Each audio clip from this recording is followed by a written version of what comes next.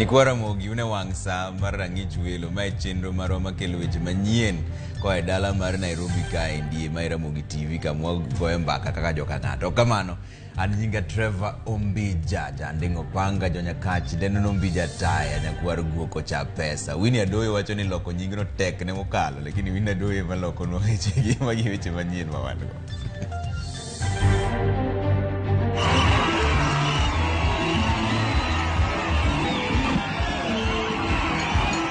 Josiasa kawuono kere gwenge ka Raila Odinga olimo imbo mar Kenya e kinde ma jalupne Martha Karua olimo Garissa ka William Ruto obago campaign e Nam Chumbi. Jolar kom jatend Kenya ne odhungore ka IBC ka riyore mar tieko chwalo sei mag johera mag mondo mi puodhgi e odiechieng' mogik. The essence of our operation was to ensure that Homa Bay County people comply with the environmental law. Duol mochung'ne rito alwora NEMA omako ji 20 e kuom dhi ataro mag chike mag tayo alwora e kaunti ma Homa Bay.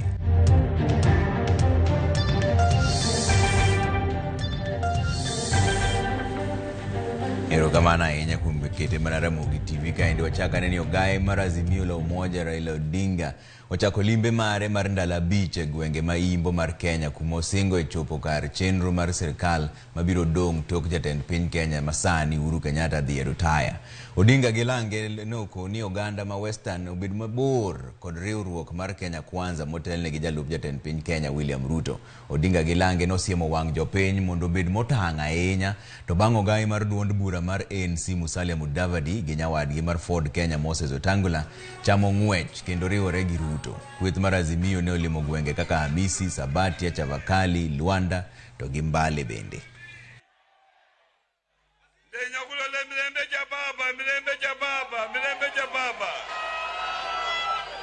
Kila Mkenya ata awe mtoto awe vijana awe kina mama wazee wote watakuwa chini ya bima ya matibabu. Vihiga mko na shida mingi hata hapa kwenu hapa Luanda mimi najua. Mabarabara najua ziko hapa na shida. Mimi unajua ndio bwana barabara. Sio? Hizi mabarabara yote nitaweka lami. Nimeongea na mjumbe wenu huyu bwana Omulele. Rafiki yangu Kristo hapa. Na vijana wetu wameenda huko walitanganywa ati itakuwa Kenya kwanza. Sasa hao wanafuata Ruto kama ile gitaa ile inapegwa tu inapelekwa mahali. Tunataka wakati imefika, tunataka warudi nyumbani. Nani anataka wao jamaa warudi nyumbani?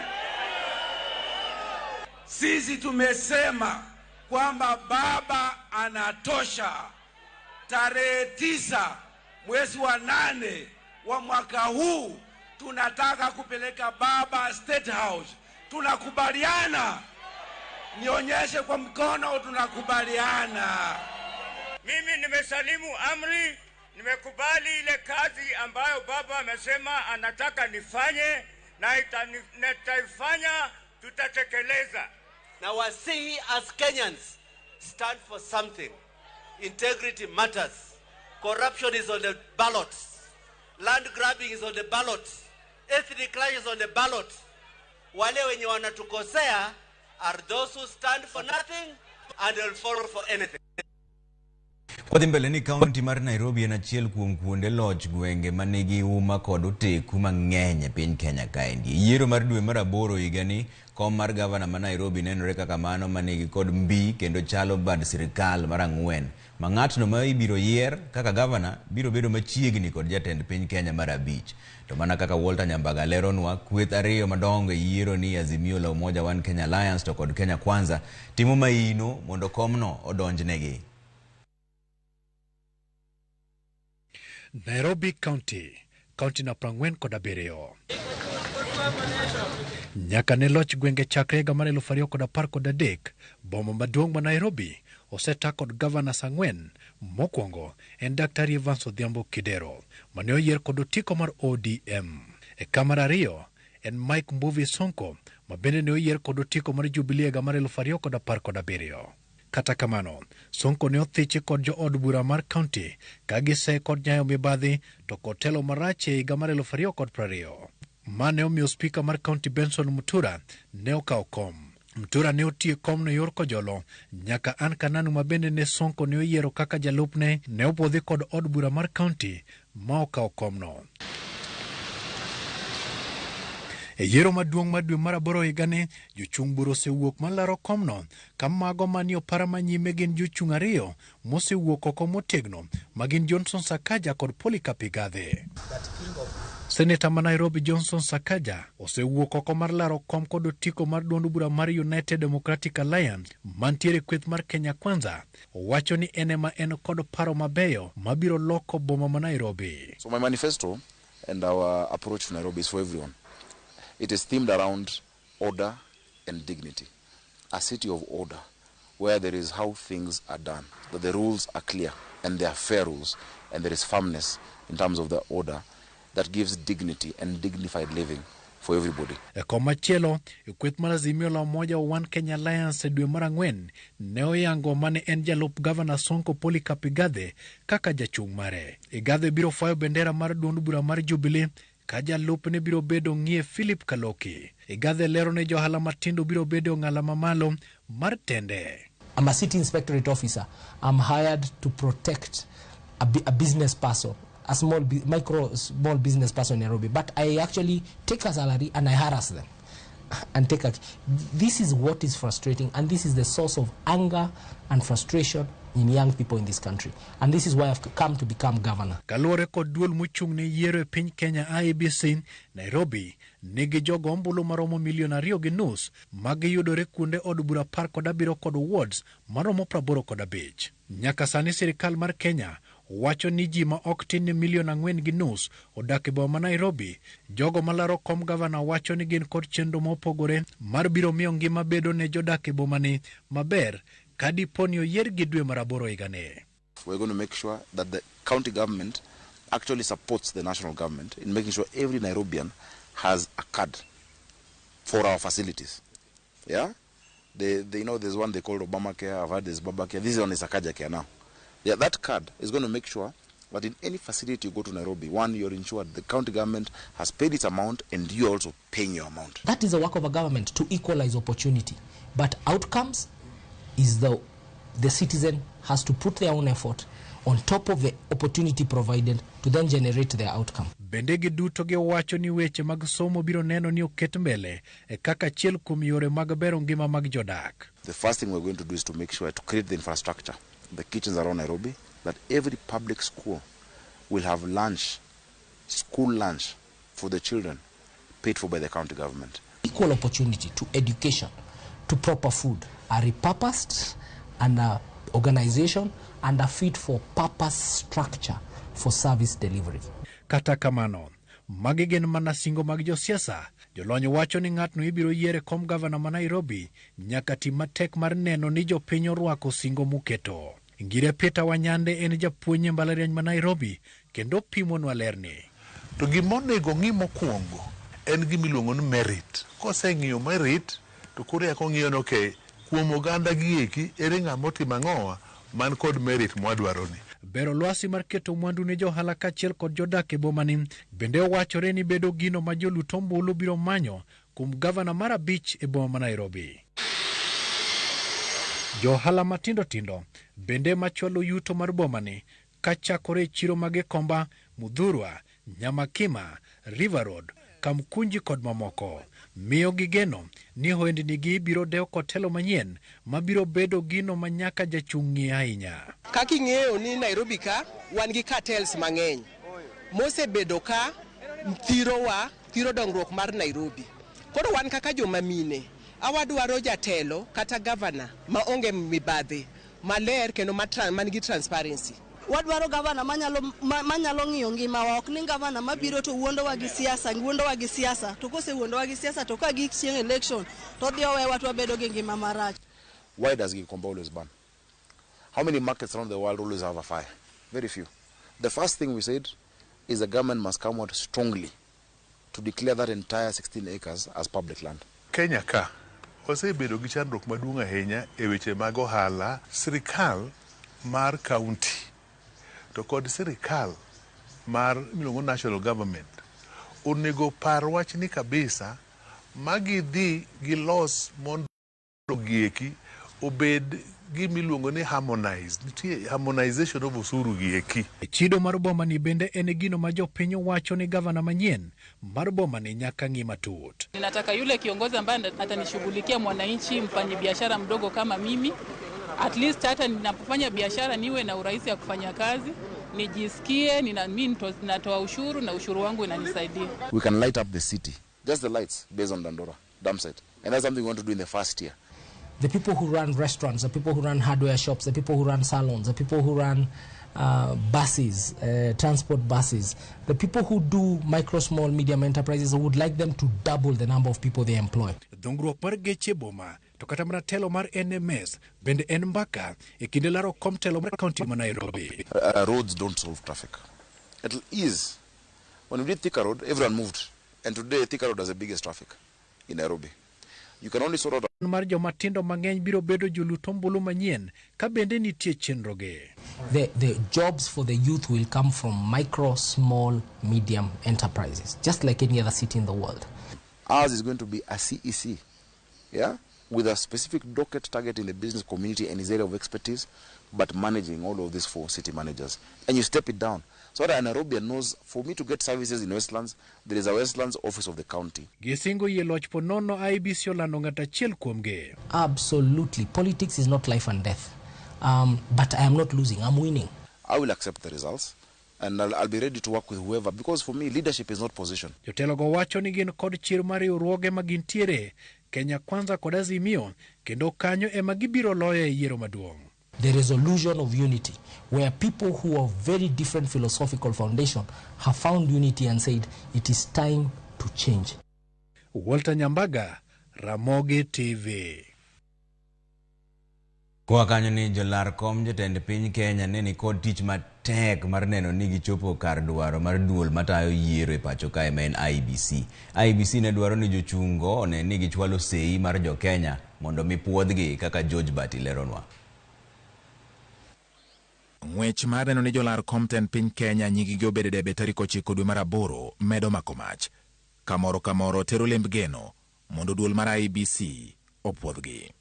Kaluwore gi chenro mar IBC, jochung' malaro kom piny Kenya nyaka chop dwaro mag chike moketi, koting'o nyiso ni gin kod sir e moingo nus mag counties mathurka.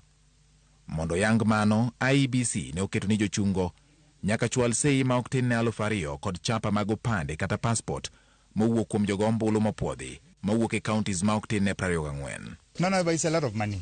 If you just take the 10 shillings per every page, yeah, and then putting that together. Kata obedo ni duond buche madongo yudo yote chenro no, jolar kom piny Kenya maonge duond bura mora mora kod jochung' mantie kod duond buche matindo, to seyangore ni chwero luya ahinya to yudo sei. Extremely difficult. That's not an easy assignment. 2,000 is easier said than done. ID has had a problem, but later on, I think because it was a requirement, it was now easy for people to know that it's not the original copy. E kinde chenro no, achiel kuom gima nonyuolo penjo ne en neno boksi moko mani kod tipo jatend duond bura mar Wiper Kalonzo Musyoka kod ranyisi mar duond bura mare mar Wiper kane oter ka IBC. Kakoro penjo en kaponi boksigo ne oting'o tese mag dwaro mondo mi opuodh Kalonzo Musyoka kaka jalar kom piny Kenya e yiero madwe mar 8. Kaka yo mar ni onge chochni mobedo e chenro no, jakom mar IBC Wafula Chebukati oyango ni gidhi luwore gi dwach chik motelo ne yiero mabiro, ka bende ojiwo jochung' mondo mi one ni gitimo kaka chik dwaro mondo kel yot ne IBC e puodho jochung' e kom jatend piny. As for us as a commission, we shall enforce the law and we have no reason to depart from these provisions. Luoro manyocha moko kuom oganda jo Kenya nigo ni kwano bok mag goyo ombulu ne jochung' e laro kom piny nyalo bedo gi nying jochung' buora koro nyalo rumo bang' moko kuom jochung' mayande oyango dwaro mar laro lemono ni orem chopo dwaro mar IBC eka mondo puodhgi. George Bati, Ramogi TV. Kwa weche mag siasa ni riwruok mar jolony e weche mag yedhe Pharmaceutical Society of Kenya dwaro ni chike oredi mondo duok chien uso kata tiyo kod yedhe yo marach. Ripota marwa Judith Omondi ni kod ler mar wachni.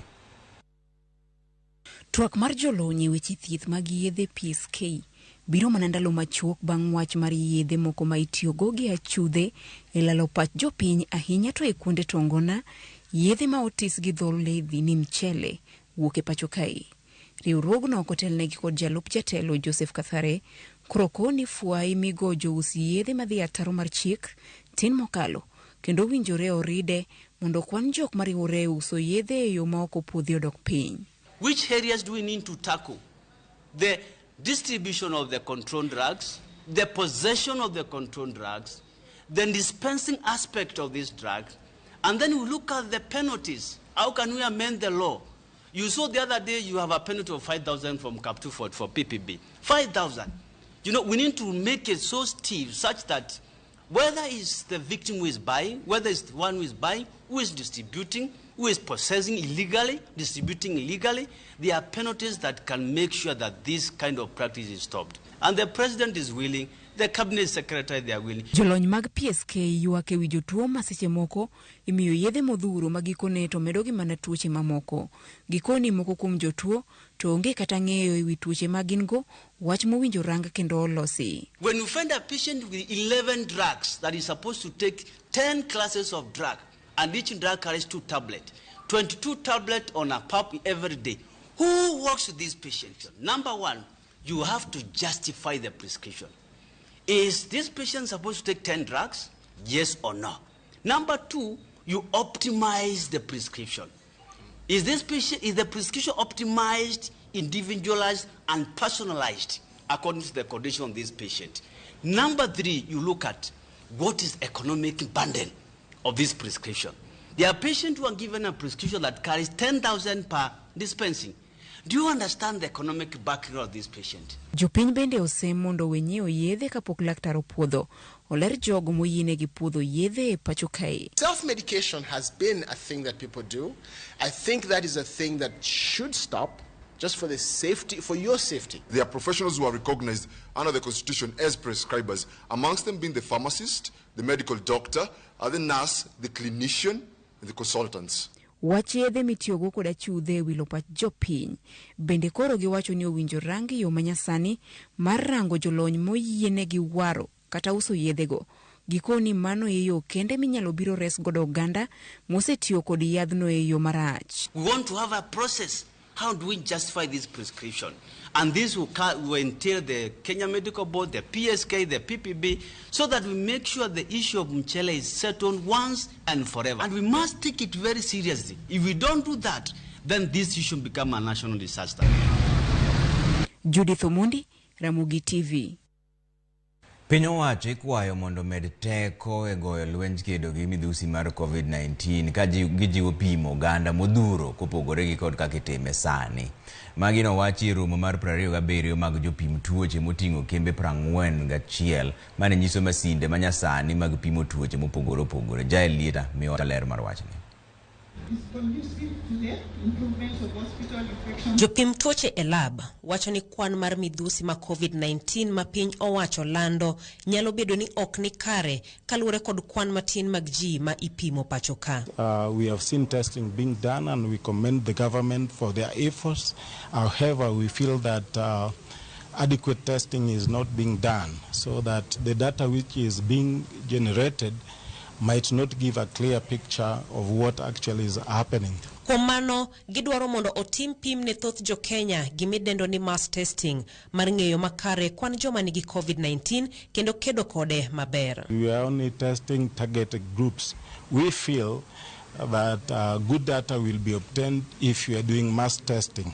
If the government really wants to communicate to citizens about the status of COVID-19, then they need to schedule, like for example, weekly or bi-weekly to obtain enough population such that the projections of the status will be a projection that is scientifically derived. Enyisruok ni kembe mopogore ne nyiso mashinde mag lony e pimo tuoche moting'o gige pimo COVID-19 manyasani magiwacho ni biro konyo piny owacho e kedo kod midhusi ni makare. We have the latest rapid diagnostic kit, be it antigen-based or antibody-based, but also molecular technologies which are currently now available almost everywhere. Timo pim ne ji mathoth pachoka kod e pinje ma oko gimedo ni biro konyo ok mana ne midhusi ma COVID-19 kende to bende ne ikruok ne tuoche mamoko kaka masani omuoch mar monkeypox. We don't want to be caught unawares like we were caught with the COVID situation. So our appeal is that let's make accurate decisions. Let's not make decisions based on inconclusive data. Mae biro sama ji 57 oyud kod midhusi ma COVID-19 e seche 24 mokalo kuom ji 2,954 mane opim, ma bende kelo kwan joma oseyud kod midhusi ni nyaka 324,406. Kuom kwan ni, ji 37 wuok Nairobi, 6 Siaya, 5 Kilifi, Kiambu 2, Murang'a 2, Kakwale, Kisumu, Turkana, Mombasa kod Bomet nigi ng'ato achiel e kaunti ka kaunti. Kamano bende, e seche 24 mokalo, osechiw chanjo ne ji 7,202 makelo atamalo joma oseyudo chanjo nyaka 30.8 ka nyaka sani osechiw chanjo maloyo milion 18 pacho kae mangima. The government has never declared we are COVID-free as a country, and I think that is where we should strive towards. Kata bed ni piny owacho lando ni COVID-19 dok chien, pod ijiwo mondo opim kwan ji moromo mar chiwo chal makare ma COVID-19 pachoka. Kamano bende, jolony gi mawuok e pinje mag Kenya, Uganda, Tanzania, Rwanda kod Ethiopia kwayo jotend pinjegi mondo oketo kang' e tiyo gi lony manyasani mar kedo kod thoth tuoche e pinjegi. Jailieta, Ramogi TV, Kisumu. Haya, chenro maro marang'ich welo dhi e yweyo moro matin goduogi weche moko ma pod obro kedo ni ka weche mag tuke ben tiere kod weche mag ohala be, lakini dwaher winjo pachie gik moko temo wacho ni ka endi. Trevor Ombija, Ramogi TV KE 23600 kata 3 mane kama inyalo oro no ujumbe moro machuok. Aneno ka Arina nyakwaro ketho wacho ni imoreo Trevor an Arina ukelo nyakwaro ketho jagema sumbi. Aneno Ramogi TV e yo makare ka ndala gema sumbi jo gema sumbi wa moso ute kituru mar Ramogi kayo konere.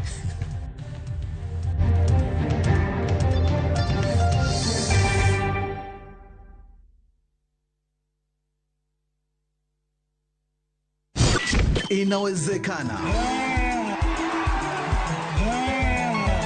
Kiongozi wa chama cha ODM Raila Amolo Odinga atakuwa na ziara ya Azimio la Umoja katika eneo la magharibi mwa nchi.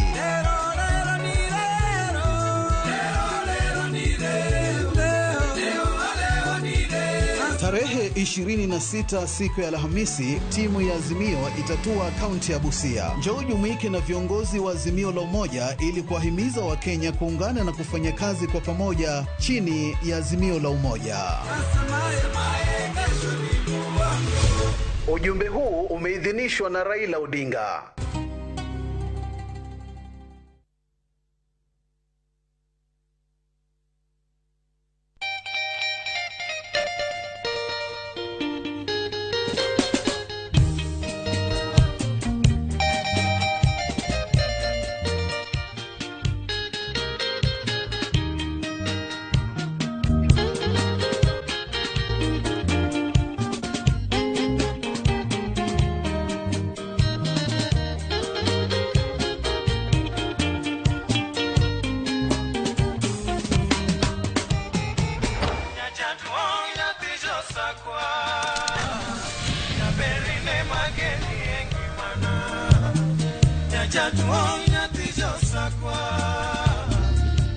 Radio Ramogi, Cartoon Jaluo.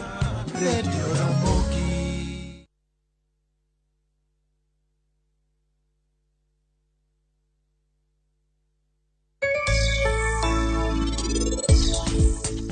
Bihan, negi minyalo timo. Mondo Bihan kik dhie kund dhok sani.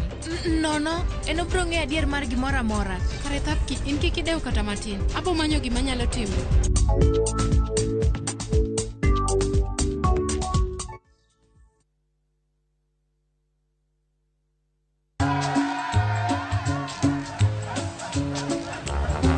Niaje, unajua juzi nilisikia kuna politician fulani alisema kitu controversial sana, lakini si unajua vile watu saa zingine upenda kuongeza chumvi kwa story. Mimi nilikuwa nataka kujionea mwenyewe nisidanganywe. So ngoja kiasi. Yes, sasa mimi sikungoja kuambiwa. Nilipata the full story hapa kwa simu yangu kupitia app ya Citizen Digital. Hata wewe unaweza pata hii app pia. Unataka nikuoneshe? Stay informed on all the news and events as they happen across the country, the continent, and the world at large. Download Citizen Digital, Kenya's #1 news app.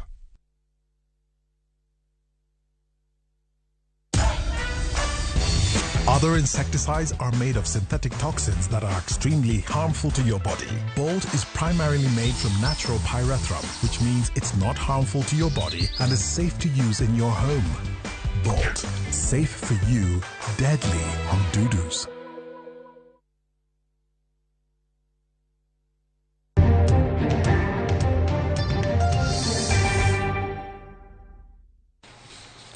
Nyikwa Ramogi warwa kikendi chenro marwa marang'ichu welo wadhi mbele gi weche mag siasa ni jalup jalar kom tend piny Kenya gi otiko mar Azimio la Umoja One Kenya Alliance Martha Karua osingo bero ngima joma mine ponono ni riwruogno obiro kao telo yiero maduong' mabiro e dwe mar aboro. Karua ne wuoyo e gwenge mag Garissa kama ne oriwore gi wakeini e dhialo higni 70 nyaka ne riwruok mar maendeleo ya wanawake chakre. Minego nonyiso mor margi gi welo mar Martha Karua kaka jalup jalar kom jatend piny Kenya gi otiko mar Azimio la Umoja One Kenya Alliance ka koro to gisingo goyo ombulu kar rombgi ne Raila Odinga e yiero mabiro.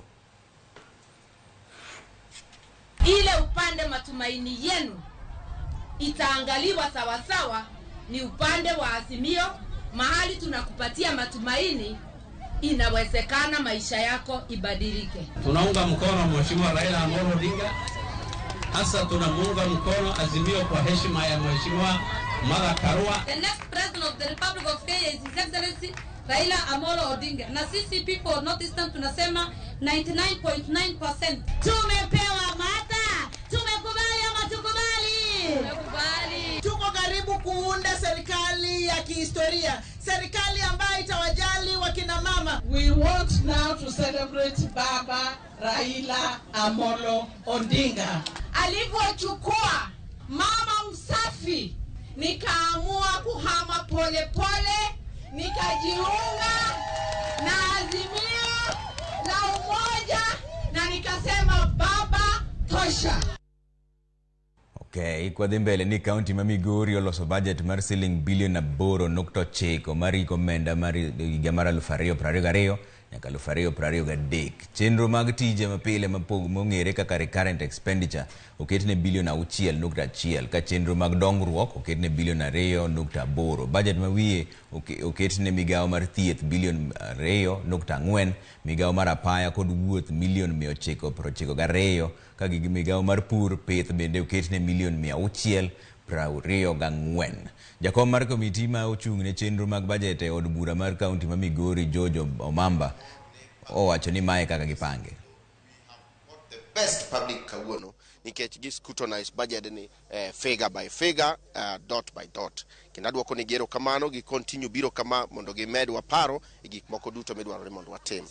The members of the public are of the opinion they were subsidize fertilizer nikech sani it is going for around 3,000, I don't know, 900. They want it to around 2,200 or 2,000. So what thing ane kwa nyalo tiyo anegi pesa go watim environments moko kagi kacha mondo waket pesa moko mondo subsidize go fertilizer nikech puothe wa yo mipuro gi go pile pile ka ok tiyo gi fertilizer sani to samoro chiemo mwageno ne ok wanyalo yudo. Kwa mbele ni jodolo Masiaya ne oriwore kod jokedo ne ratich oganda e ng'anyo mokue mano gikwedo go e rochruok mar arita e gweng' Masiaya. Jokanyo ne otero ywak gi e peini Masiaya ka gikwedo maundu mosebedo katimore Siaya County. Simpros Okinda nigi ler mar wachni. achiedh nade okwako jodak Masiaya kakoro maundu kaka nek, bembo kod monj dhi kamedore kinde ka kinde.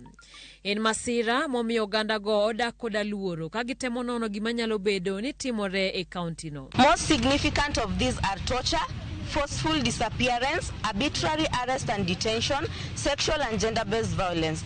Inadequate implementation of policies, institutional and operational reforms in the criminal justice system is a major concern for the citizens of Siaya and more particularly to the civil society. Jodak wacho ni dukni turo kendo kuo omedore nyaka e gwenge.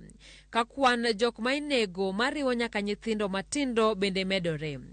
Magi koriw kod ringre ji 30 manogol e aora Yala. Case number 4, George Oduor Owino alias Yasin, OB number 25-5-5-2022, Ugunja Police Station. Incident, abduction. Date of incidents, May 4th, 2022. Location, Ugunja. Negichwalo yuakgi achiel kachiel nyaka ya PC mar commissioner ma county no kagimanyo ratiro ne jogo moseyudo hinyruok kaluwore kod rochruok mar arita kwe. Bende oganda go yuak ni obila makono ok tim tijegi e yo makare. We are demanding accountability. Mpaka leo polisi ndani ya Siaya wanajua vizuri miadarati inauzwa Siaya, madawa kulevya zinauzwa Siaya, lakini hatujaona haki. Jalup County Commissioner Malego Usonga Enoch Nyarango mane omikwayo machalo kamano eloja tende Jim Njoka ne opako grubno kuom chir mar kedo ne ratich oganda. Kedo ne osingo timo duto manyalore mar neno ni arita kwe makare oduogo. Ne okwayo malingling e wi jonek go mar mondo miyo konygi e nonro. I say sorry for what has happened and I promise you that the government will partner with you much more closely now. Komanda mar obila mar Alego Usonga Charles Odhiambo korka kore bende ne osingo mar kedo kod jomaundu duto nyaka obila ma ibiro yudi kod ketho marumo jomaundu. We must deal with him. If it's a criminal case, we take an officer to court. There's nobody above the law. Simfros Okinda, Ramogi TV. Kwa dhi mbele ni chenro mag loko chike mataya andika mag jotije ma itero e pinje maoko ahinya to mag jo Arabu koro osechaki kaka yo mar temo reso jo Kenya ma isando gi jok ma ondiko gi e pinje maoko. Kaka Edwin Okoth leronwa, moko kuom jo Kenya ma osebedo ka dhi manyo tije e pinje maoko go yudo pek kod sandruok kendo giyud kaka kony ka gidhi e mbetre ma dhi manyo kony kuonde go. Jagoro mar kotu Francis Atwoli wacho ni okang' mar neno ni chike mag ndiko jotich ma igole piny Kenya ka itero e pinje maoko nyaka koro loki kaluwore kod pek ma jotije go kaloe ka osetergi e pinje mag Saudi Arabia. Currently, so many aspiring members of parliament and current members of parliament have assured us that immediately we resume, or after elections, August elections, they will be in a position to review that area that concerns agencies. Other countries like Filipino or Philippine, it is government to government. They negotiate. Even the passports are kept in the embassy's offices. Kembe makao jotich katero e pinje maoko wachore ni osebet karocho ratich jogo magitero e pinje mag Arab kendo wayogi e lwet nono ka orako rumo. Atwoli wacho ni moko kuom jotelo matiyo e migepe mag piny owacho e weg kembego kendo gisebet ka gikedo kod lokruok e chike matayo kaka kembego tiyo.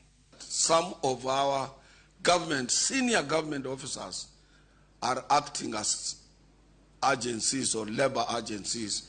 They are directly involved in this unscrupulous or illegal business of creating problems to those people who wants protection from the same government.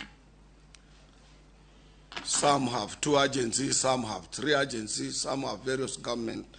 These are government officers in key position, including in our own parent ministry of labor.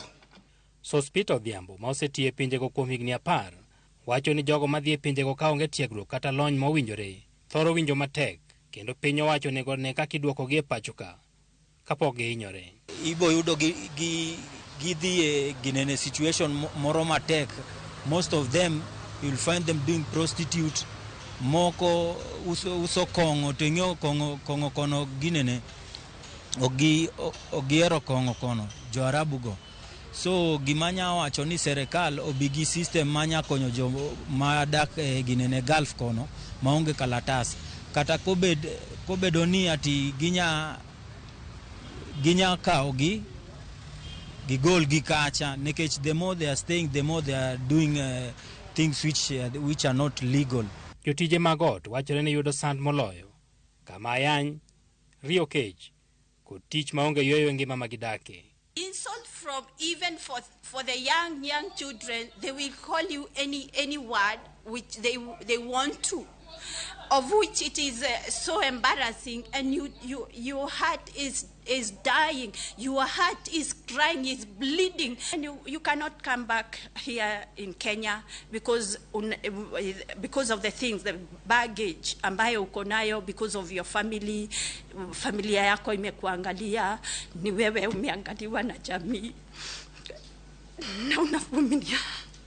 Kwayo gi koro en ni piny owacho nego tem mondo rowere oyud thuolo mag tich mondo kik gidhi manyo tijego kuonde ma isandogie.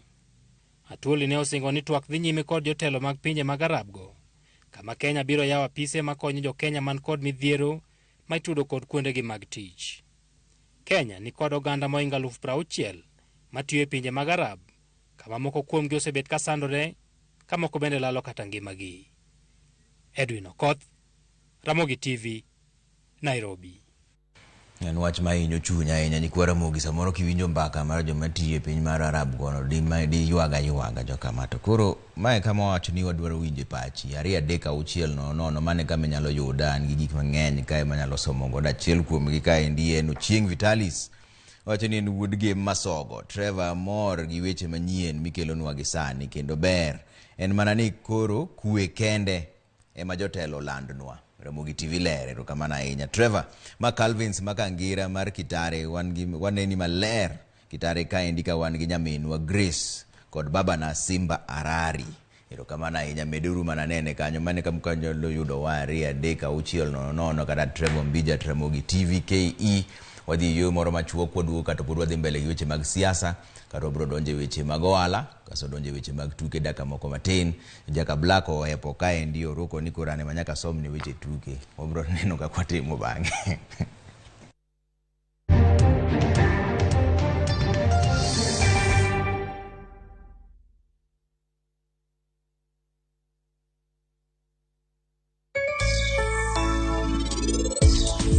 Achal kagima ntie ng'ato mori ke mondo ikisa githuno. Tuman, ne gimi nyalo timo mondo bihan kik dhie kund dhok sani. Nono, en obro ng'e adier mar gimoro amora. Kyo kawo pachi maber ndi. Kare an kawuono abro neno ni pachi olal. Ine nyako mano kawo pacha, to pod ijaber ahinya e ngimana. Kawo maua ni amiyi. Ing'eyo, mae en teddy bear mara ae tinna. To bende, ber ahinya.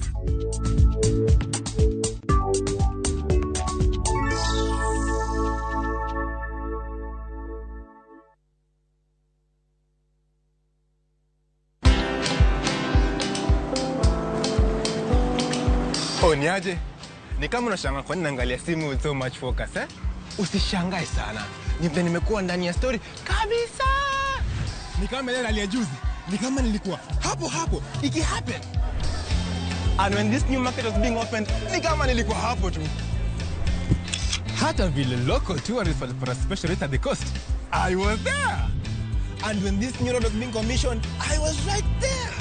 Na hata wewe unaweza kuwa ndani ya story wherever you are. Just download Citizen Digital. Stay informed on all the news and events as they happen across the country, the continent, and the world at large. Download Citizen Digital, Kenya's #1 news app.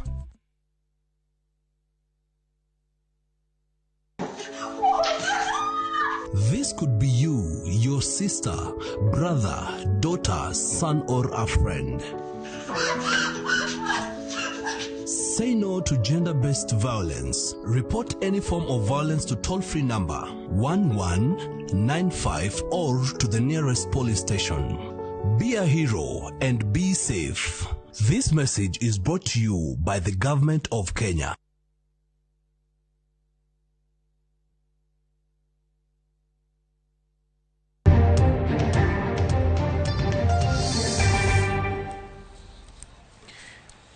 Warwaki kendo nyikwara Ramogi wadhene mbele gi weche mag siasa matin ni jalup jatend piny Kenya Laktar William Ruto koro wacho ni rochruok mag chenro mitaye wath ma Mombasa okel kod rochruok e piny owacho mar Jubilee. Ruto mane loso Mombasa e romo mane okelo kanyakla oganda manie sekta mopogore mag ohala bende nonyiero riwruok mar Azimio la Umoja One Kenya Alliance kuom wacho ni gibiro kedo matek mar neno ni chenro mag wath ma Mombasa duoge wang'e. Joja oko nigi ler mar wachni. Romo mane okelo kanyakla jogo manie sekta mopogore mag ohala ne obagi alap mambaraki Mombasa e nyasi mane otelne kod jalup jatend piny Kenya Migosi William Ruto. E romono, Ruto ne oseo mosruok mayando timore e kind Migosi Raila Odinga kaachiel kod jatend piny Kenya Uhuru Kenyatta gino motoni ne orocho chenro madhi nyime e wath ma Mombasa.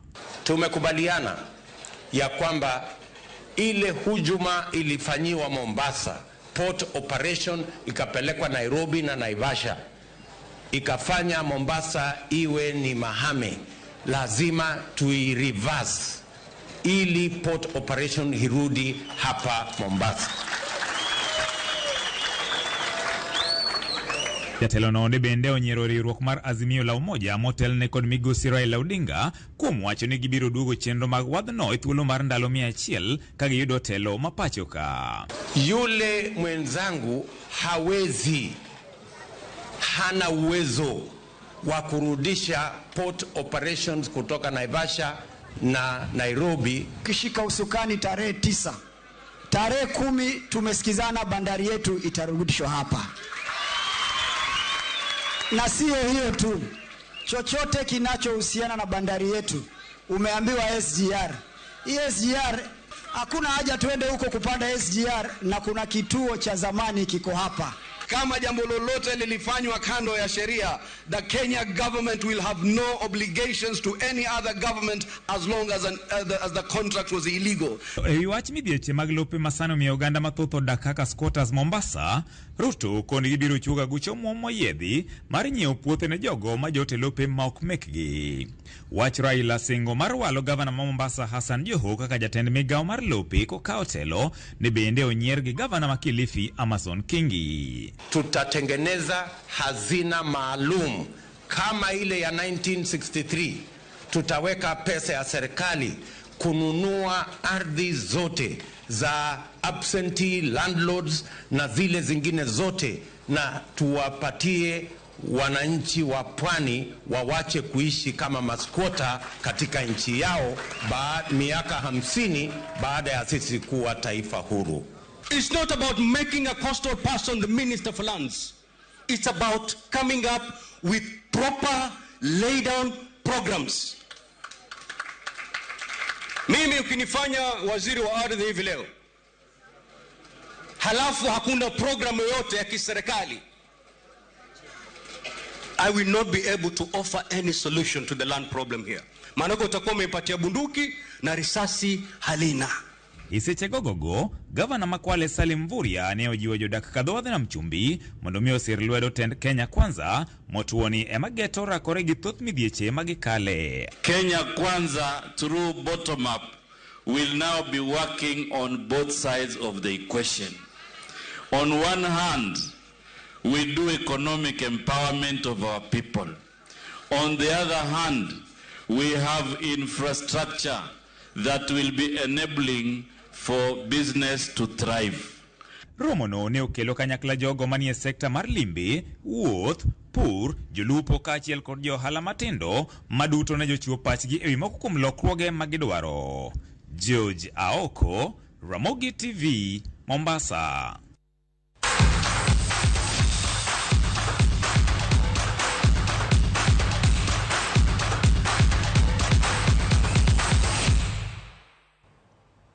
Wadonjo direct weche mag tuke donga ngiso ni jaka Black oepo ka endi koro wan mana kudu kani koro dhi mbele ni piny owacho ni Uingereza ochiwo thuolo mar uso mar club mar Chelsea ne okebe moro ni Todd Bowley ma bende en wuon club mar baseball ma America mong'ere kaka Los Angeles Dodgers. Maeri en